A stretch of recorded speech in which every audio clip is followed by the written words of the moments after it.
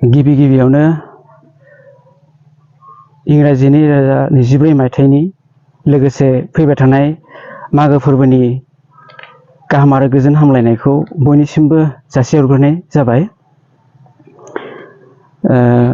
दिनै जोङो खोब खुसि जोंनि गफुर हालामनिनो सिङाव थानाय 1 नं गोजोनथार गामिनि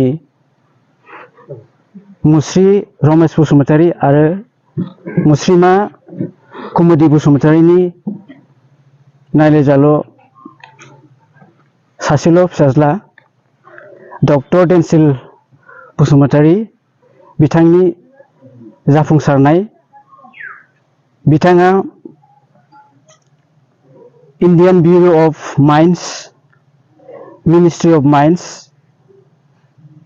बे डिपार्टमेन्टआव एसिस्टेन्ट केमिस्टनि पस्ट बेनि थाखाय बिथाङा सायख'जादों। टटेल 14 आउट अफ 14 कैंडिडेट्स बिथाङा बर' हारिनि गेजेराव सासे कैंडिडेट्स। दा बेखौ जोङो खोब गोजोननाय मोनदों। दा बेवहाय जोङो सानजा गफुर बियाब दुलाराय बाथौ गौथुम गागि आफाद, लाइमोन आफाद, लोगोसेनो माइनाव आफादनि जानानै जोङो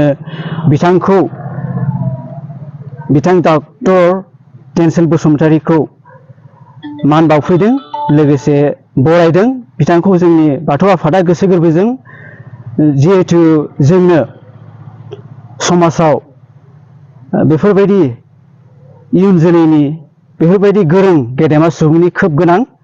दा बेखौ जों हास्थायो जिहेतु जोंनि बर' हारिनि जोंनि गासै बे मुलुगनि मोनसे बियो गोग्गाथाव आरो गोसोखांथाव सम होननानै आं सानो। जिहेतु बिथाङा जेरैबायदि नाजानाय आरो गोब्राब मावनाय नांथाबनायनि गेजेरजों बिथाङा जि गावनि जिउआव जाफुंसार जानो हाबाय, बेखौ जों जेब्लाबो गोसोखांनांगोन। आरो बियो जोंनि समाजनि सुबुं समाजनि मोनसे बिथाङा गोथां बिदिन्थि जानानै थागोन, बेखौ आं मिजिंथिदों। आरो जोंनो बेफोरबायदि गेदेमा सुबुंनि जोंनो खोब गोनां जोंनि समाजाव।